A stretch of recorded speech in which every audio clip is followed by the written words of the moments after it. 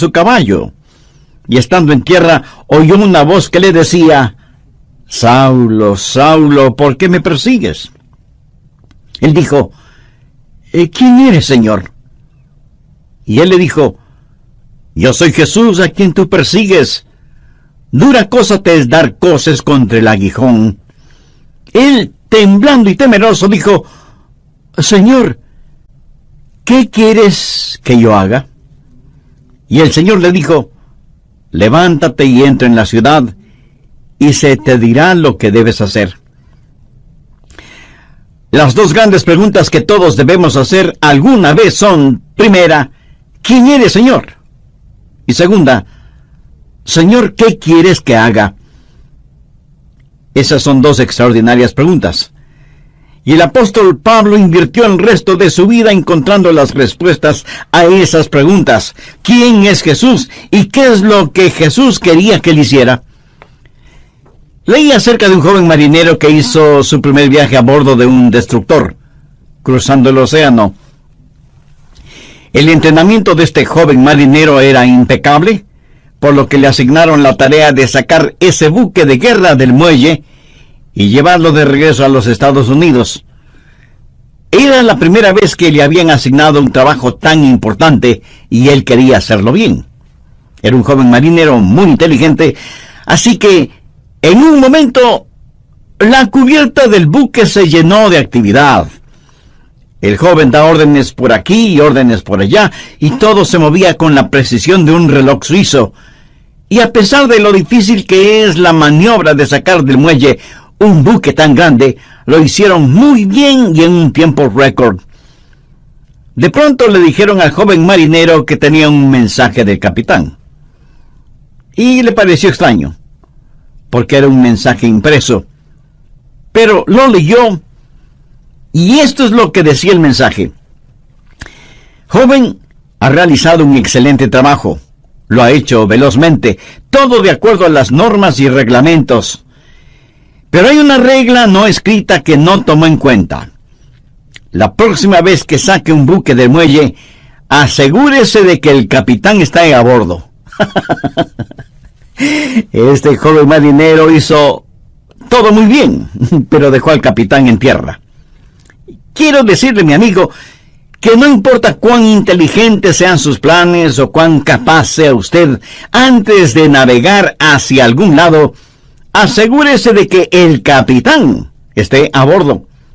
Asegúrese de saber cuál es la voluntad de Dios. Ahora, ¿cómo saber la voluntad de Dios? Busque Jeremías 10, verso 23. Ni del hombre que camina es el ordenar sus pasos. De la vida de Saulo, quien más tarde fue el apóstol Pablo, podemos aprender por lo menos tres cosas, y oro que el Espíritu Santo de Dios las grabe en su corazón. Primero, una guía es prometida. ¿Y qué bendición es esta? Dios ha prometido guiar. Mire Hechos 9, la parte final del verso 6. Y el Señor le dijo: levántate y entra en la ciudad, y se te dirá lo que debes hacer. No creo que Jesús pudo haberle dado una mejor promesa que esta. Y usted dirá: pastor, eso es lo que el Señor le dijo a Saulo, pero no me lo ha dicho a mí. Déjeme darle algunos versículos. Efesios 2:10. Porque somos hechura suya, creados en Cristo Jesús para buenas obras, las cuales Dios preparó de antemano para que anduviésemos en ellas. ¿Qué es lo que esto significa? Que Dios tiene un plan para su vida. Salmo 37:23. Por Jehová son ordenados los pasos del hombre, y él aprueba su camino. Salmo 32:8. Te haré entender y te enseñaré el camino en que debes andar. Sobre ti fijaré mis ojos. ¿No es esa una hermosa promesa? Y ahora Isaías 58:11. Jehová te pastoreará siempre. Proverbios 3, versos 5 y 6.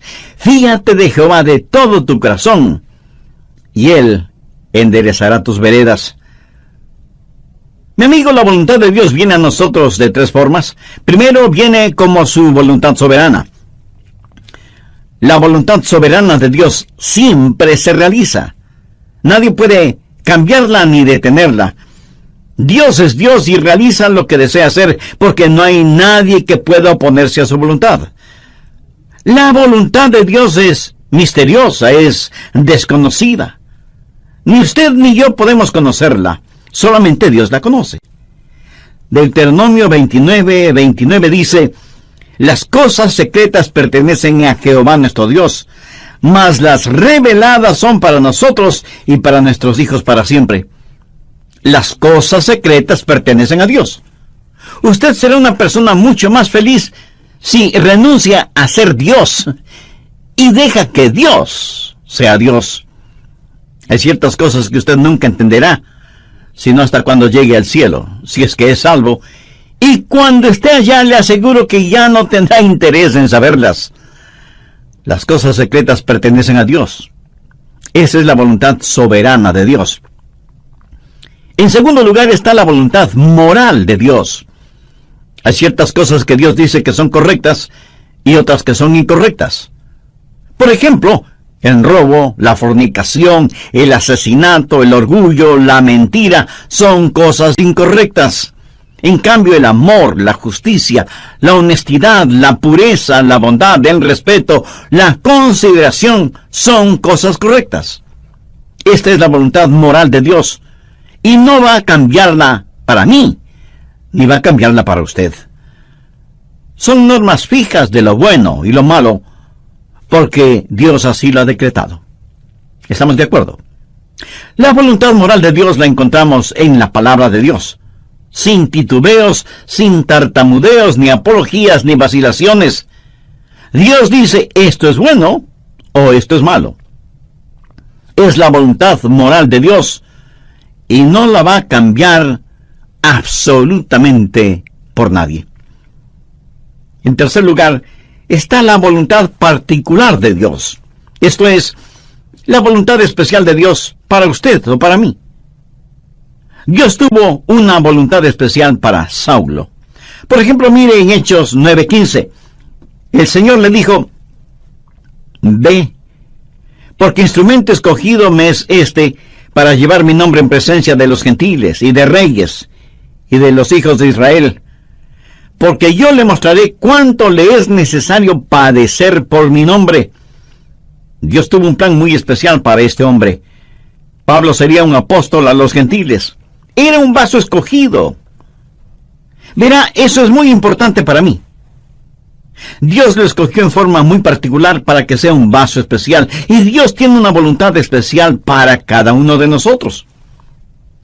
Por ejemplo, fue la voluntad soberana de Dios que un hombre llamado Adrian Rogers sea parte de los elegidos de Dios. ¡Aleluya! Yo francamente no lo entiendo, pero me regocijo. Es la voluntad soberana de Dios. En forma soberana, Dios derramó su amor sobre mí y me salvó, y agradezco a Dios por eso. Y luego fue la voluntad moral de Dios que yo me casara con una cristiana. La Biblia dice que no debemos unirnos en yugo desigual con los incrédulos. Por lo tanto, sé que Dios tiene una voluntad moral para que, si me case con una creyente en el Señor Jesucristo. Y para mí, Dios tuvo una voluntad particular, y su nombre es Joyce. ¿Lo ve? La voluntad soberana de Dios trabajó en mi vida. La voluntad moral de Dios estuvo en mi esposa. Sabía que quería casarme con una muchacha cristiana. Y cuando iba a dejar a casa a Joyce después de haber estado en la iglesia, o después de algún juego de fútbol en la universidad, al regresar a mi casa oraba, oh Dios, quisiera casarme con Joyce. Y creo con todo mi corazón que Dios contestó mi oración porque estaba dentro de su voluntad.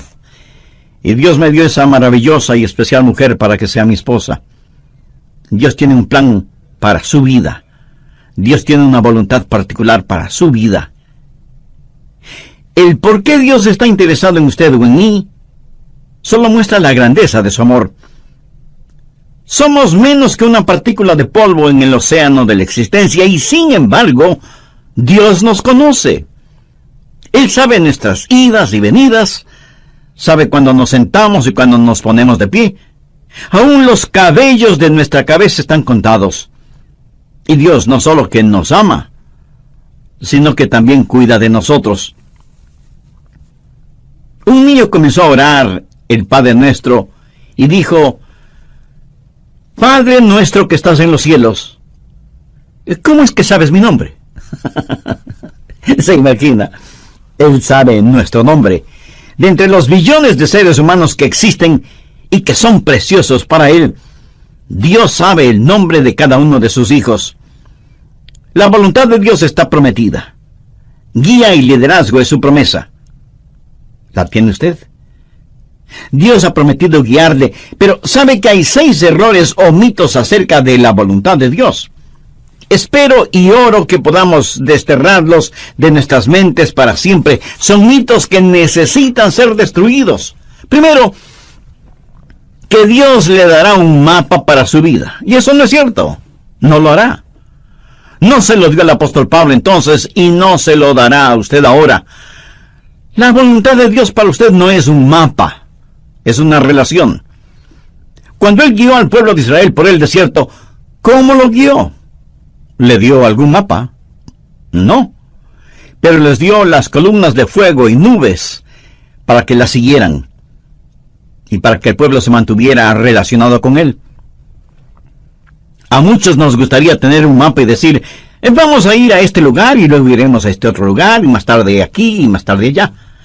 Pero Dios es el que quiere hacer eso y me alegro de que sea así, aún para mantener la parte romántica del asunto. De otra manera, todo carecería de emoción y hasta de sentido de reverencia y temor, si supiéramos lo que el mañana tiene para nosotros. Cuando estudiaba en la universidad, un día otro joven que se estaba preparando para ir al pastorado se sentó junto a mí y me dijo: Adrián, ¿sabes lo que hice la semana pasada? Le dije que no lo sabía. Y él prosiguió: estuve en Memphis, en Tennessee, y fui a ver al Dr. Lee. De paso, debo decir que el Dr. Lee fue con toda seguridad el más grande, cordial, santo y elocuente ministro que yo haya conocido. Así que ese joven y neófito teólogo, al decirme que estuvo para verse con el Dr. Lee, me dejó poco menos que asombrado. Y pensé: ¿cómo logró entrar? ¿Y cómo el Dr. Lee pudo perder el tiempo con un joven imberbe como él? Yo pensaba todo eso y al mismo tiempo me decía: ¿cómo me hubiera gustado a mí hacer lo mismo? Hubiera sido como decir: estuve en Washington y fui a ver un ratito al presidente de los Estados Unidos. Así que, picada mi curiosidad, le dije: a ver, cuéntame, ¿cómo lo lograste? Me dijo que llegó hasta la oficina de la secretaria y le preguntó si podía ver al Dr. Lee. Ella me dijo que sí, pero solo por unos pocos minutos. Él entró en la oficina del Dr. Lee, conversaron brevemente sobre varias cosas, y finalmente el Dr. Lee oró con y por el joven estudiante. Y eso fue muy interesante para mí. Y traté de imaginarme toda la escena. Los años pasaron, y en la voluntad de Dios llegué a ser el pastor de esa misma iglesia. Tuve la misma oficina que tuvo el Dr. Lee. Un día mi secretaria me llamó por el intercomunicador y me dijo: el Dr. Lee está aquí y quiere saber si puede conversar con usted unos minutos. Por supuesto, hágalo pasar inmediatamente. Y sin querer, vino a mi memoria el episodio de mi joven amigo universitario que años atrás, estando de paso por Memphis, fue recibido en forma cordial e inmediata por el Dr. Lee. La voluntad de Dios no es un mapa, es una relación personal. Segundo, quítese de la cabeza la idea de que Dios es una especie de aguafiestas espiritual. Que si usted hace la voluntad de Dios, ese es el final de su gozo, de su alegría. Hay mucha gente que no quiere saber la voluntad de Dios por temor de lo que podrían encontrar.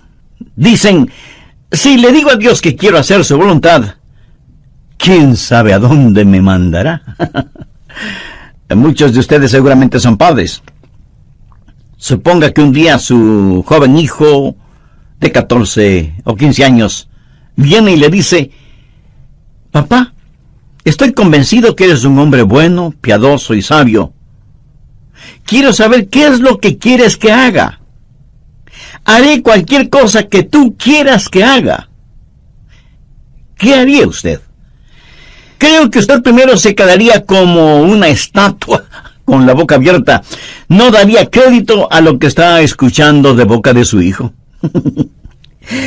Segundo, como un sonámbulo iría donde está su esposa y le preguntaría: ¿escuchaste lo que nuestro hijo dijo?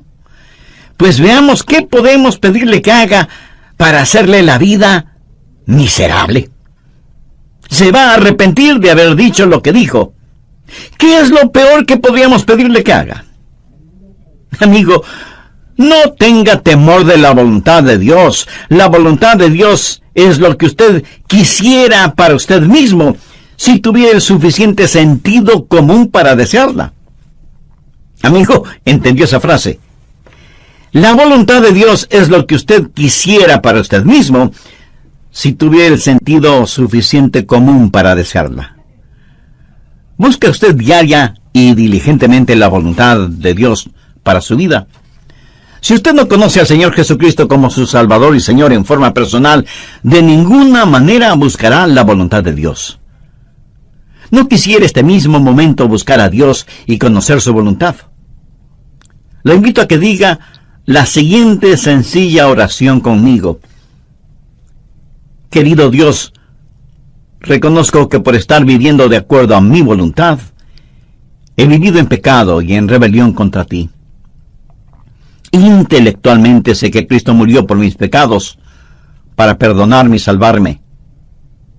Pero ahora, convencidamente, acepto a Cristo como mi Salvador y mi Señor. Señor Jesús, ven a morar en mi corazón. Tome el control total de mi vida.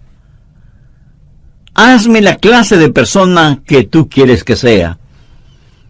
Y ayúdame a nunca avergonzarme de ti, independientemente de las circunstancias o de las consecuencias. Todo lo pido con acción de gracias en tu precioso nombre. Amén.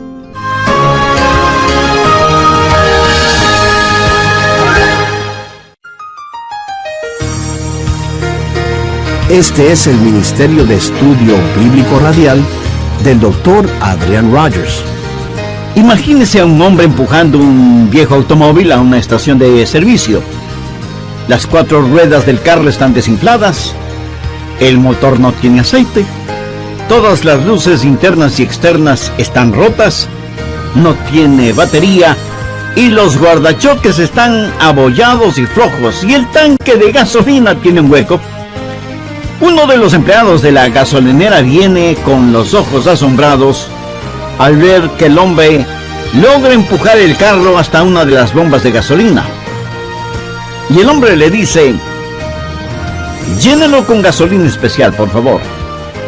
Y el empleado de inmediato le pregunta: ¿y para qué?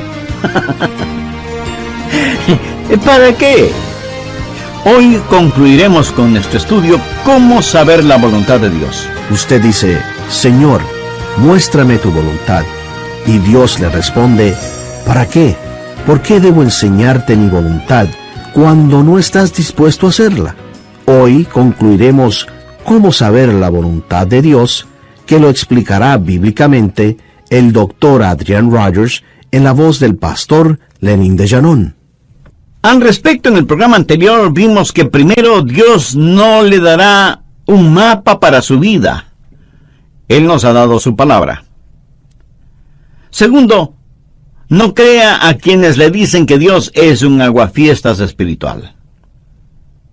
Tercero, deje de pensar que Dios habla solo a cierta categoría de personas, o que Dios revela su voluntad solo a pastores o misioneros, o a la gente que trabaja en la iglesia, o cosas por el estilo. Pero que Dios no tiene una voluntad para personas comunes y corrientes. Dios tiene una voluntad para cada vida. Así que deje de pensar que la voluntad de Dios es solo para determinadas personas. Cuarto, cuando Dios le muestra su voluntad para su vida, pudiera ser que tenga o no alguna dramática experiencia, como la del apóstol Pablo en el camino a Damasco. ¿Recuerda cuando Dios le habló a Elías en la montaña y soplaba el viento? Dios no estuvo en el viento, ni en el fuego, ni en el terremoto. Y leemos en Primera de Reyes capítulo 19, el verso 12, y tras el fuego, un silbo apacible y delicado. Ahora algunas veces Dios habla en los terremotos o en el fuego. El apóstol Pablo tuvo una especie de terremoto espiritual en su camino a Damasco. Pero usted deje que Dios sea Dios en su vida. Dios habla apaciblemente a algunas personas y a otras Dios tiene que llamarles fuertemente la atención. Quinto, otro mito que debemos sacarlo del corazón y mente es el creer que Dios muestra su voluntad solo a gente joven, pero no a gente mayor. Siempre les estamos diciendo a los jóvenes que deben buscar la voluntad de Dios para sus vidas. Escuche, quiero decirle que usted, sea que tenga 9 años de edad o 90 años de edad, usted debe buscar la voluntad de Dios para su vida. Si Dios ya hubiera terminado con usted, Él ya le hubiera llevado al cielo. Dios tiene un plan para su vida. Sexto, el último mito que necesitamos destruir es el que dice que de alguna manera Dios oculta o esconde su voluntad de nosotros. Pensemos nuevamente en el joven que está frente a su padre, quien le dice: hijo, hay algo que quiero que hagas, y si lo haces, te daré una buena recompensa. Pero si no lo haces, te llevaré a tu cuarto y aplicaré la vara de la disciplina donde termina tu espalda. Y el hijo responde: bueno, papá, ya que lo explicas de esa manera, ¿qué es lo que quieres que haga? Y el padre le responde: pues no te lo voy a decir. Tú debes descubrirlo. Pregunto, ¿qué clase de padre haría una cosa así? Dios no esconde su voluntad de nosotros. Todos los versículos que hemos visto dicen que Dios quiere revelar su voluntad, que Dios quiere mostrarnos su voluntad. La voluntad de Dios no es una especie de tesoro de piratas, escondido quién sabe dónde. Segundo, la guía es provisional. Hay ciertas provisiones que están en juego antes de que usted conozca la guía de Dios. Por ejemplo, en primer lugar, debe haber disponibilidad. Miremos nuevamente Hechos 9:6. Él, temblando y temeroso, dijo: Señor, ¿qué quieres que yo haga? Ahora, eso presupone que él quiere hacer lo que Dios quiere que él haga. Mucha gente quiere hacer su propia voluntad, pero que Dios ponga su sello de aprobación. Son como las personas que buscan un arquitecto porque quieren construir sus casas, pero en realidad lo que quieren es que el arquitecto interprete y diseñe lo que ellos tienen en mente. Y eso está bien cuando se trata de construir una casa, pero no está bien cuando se trata de construir una vida. La pregunta de Pablo fue: Señor, ¿qué quieres que yo haga? Eso quiere decir: Señor, tú estás en control, no yo. ¿Sabe lo que es la humildad? Humildad significa que se le puede enseñar. ¿A cuántos de ustedes se les podría enseñar hoy? El Salmo 25:9 dice: encaminará a los humildes por el juicio y enseñará a los mansos su carrera. ¿Es usted humilde? ¿Manso? Si no lo es, usted no estará disponible. Si no lo es, no conocerá la voluntad de Dios. Pero no solo debe haber disponibilidad y mansedumbre, sino también, y en tercer lugar, debe haber apertura. Apertura. Pablo buscó la voluntad de Dios inmediatamente, y él oró y dijo: Señor, muéstrame tu voluntad.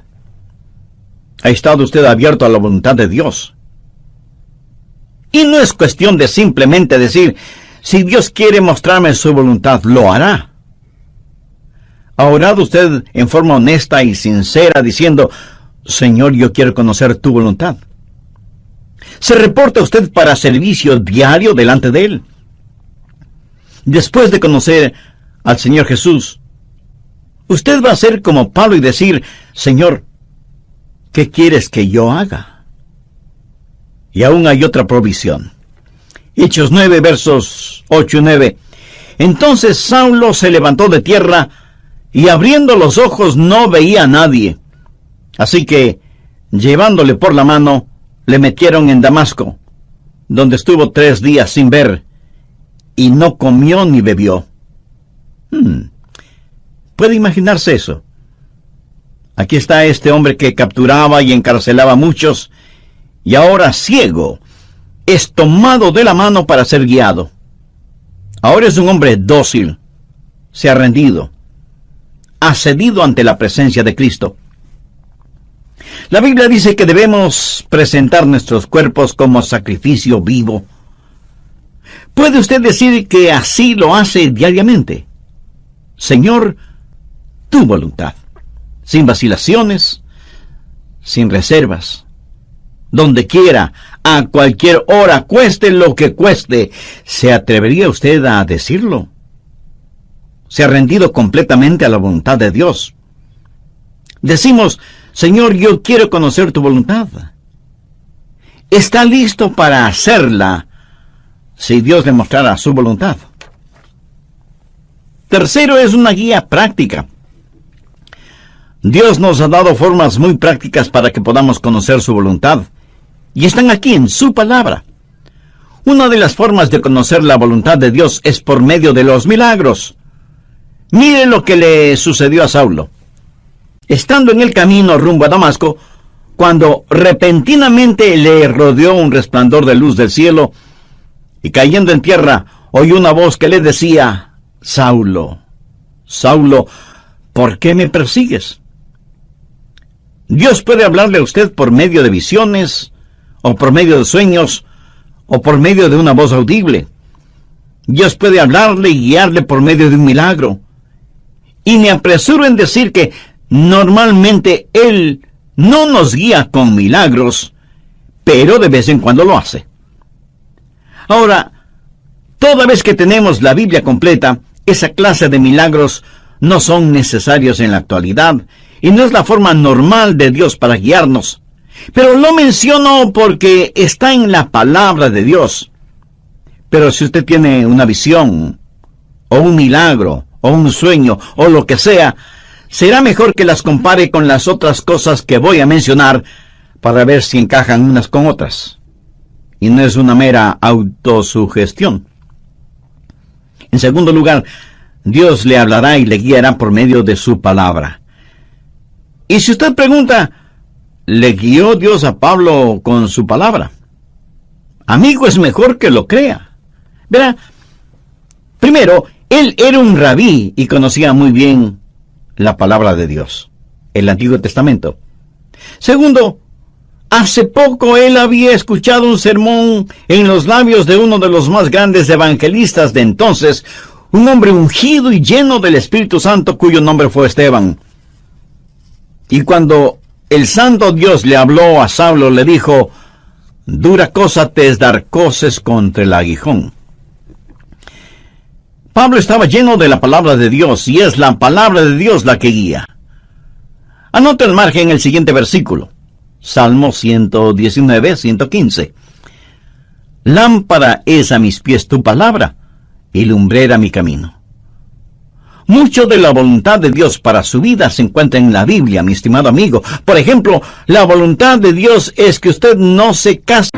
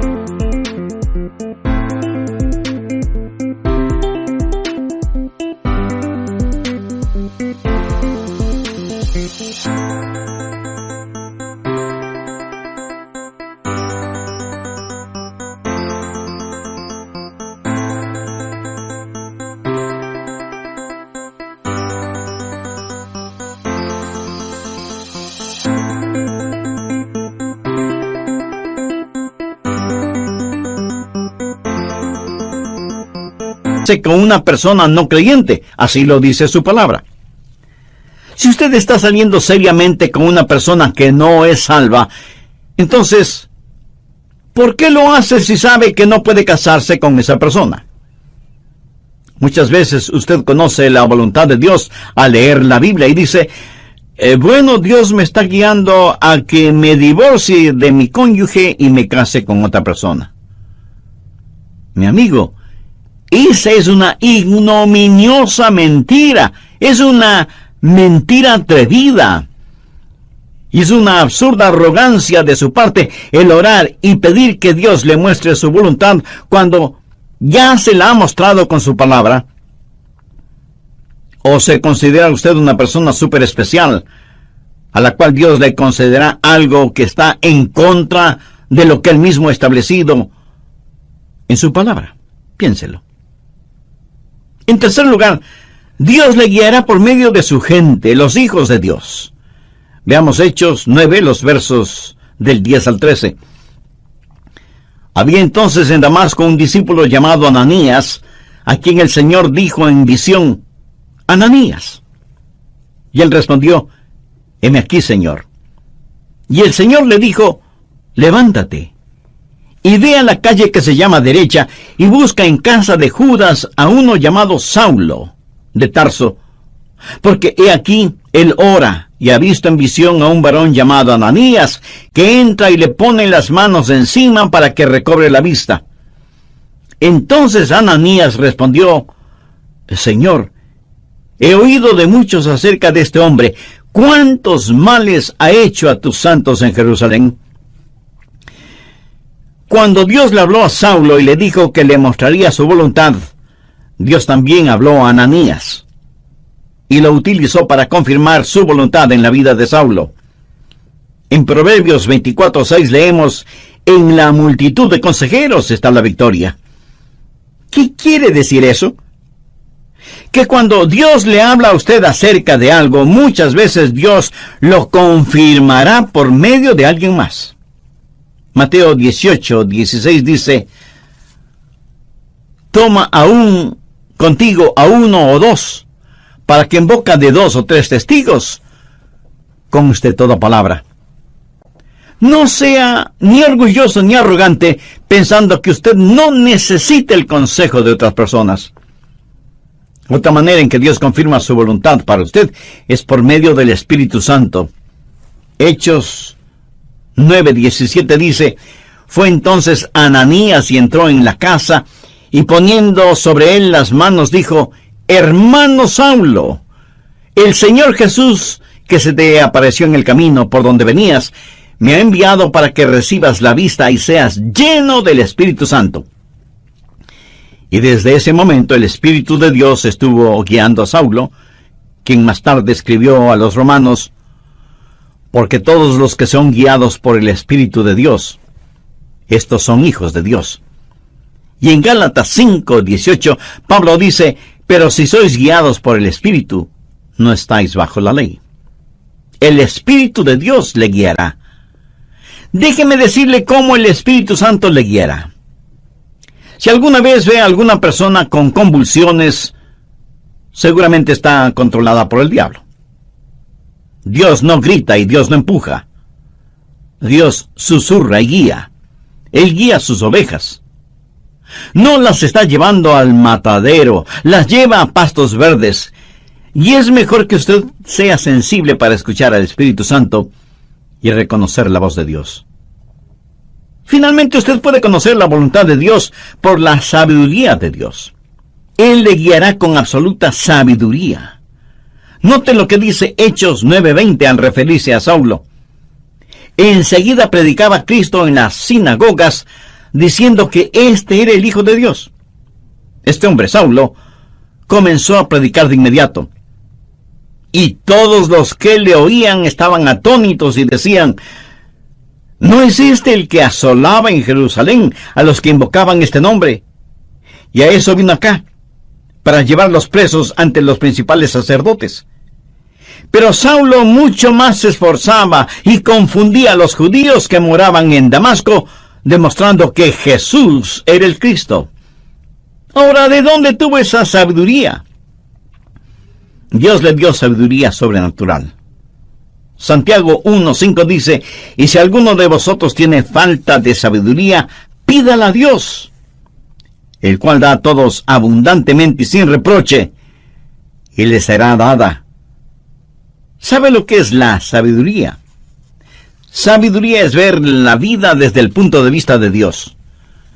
Cuando usted ora y tiene el Espíritu de Dios y la palabra de Dios en usted, empieza a tener sabiduría. El conocimiento viene cuando observamos las cosas a nuestro alrededor. La sabiduría viene cuando miramos hacia arriba, a Dios. La sabiduría tampoco es tener unas lagrimitas en las pestañas y un calorcito en el corazón. Sabiduría es tener una mente fija.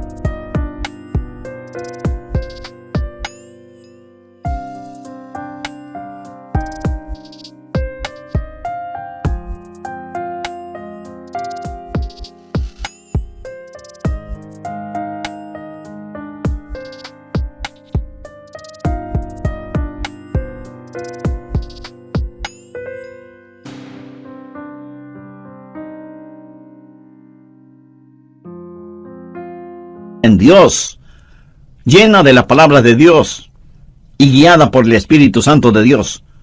¿Qué es lo que dice Santiago? Que si pedimos a Dios que nos dé sabiduría, Él nos la dará y seremos guiados por la providencia de Dios. En el capítulo 9 de los Hechos, encontramos que ciertas personas decidieron que Saulo les era una verdadera molestia y que debían destruirlo. Pero el complot llegó a oídos de Saulo y los discípulos le ayudaron a escapar, bajándole por el muro en una canasta.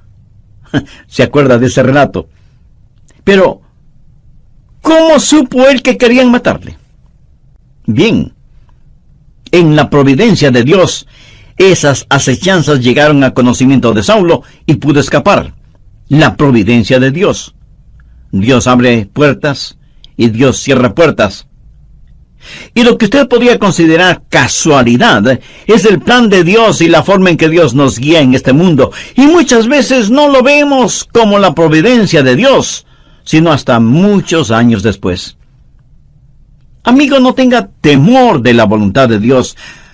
La voluntad de Dios no lo llevará donde el poder de Dios no pueda sustentarlo. Y la voluntad de Dios es absolutamente lo mejor para usted, para su cónyuge, para sus hijos. Ahora escúcheme muy atentamente. La forma de conocer la voluntad de Dios para el resto de su vida es hacer la voluntad de Dios ahora. Es muy difícil el pilotear un barco que no se mueve. Verá, la forma de entender la parte de la Biblia que no entiende es obedeciendo lo que sí entiende. La manera de saber acerca del futuro es obedeciendo a Dios ahora en el presente. Y si usted tiene interés en poseer la voluntad de Dios para su vida, le diré lo que el apóstol Pablo dijo hace ya tantos siglos. Señor, ¿quién eres? Señor, ¿qué quieres que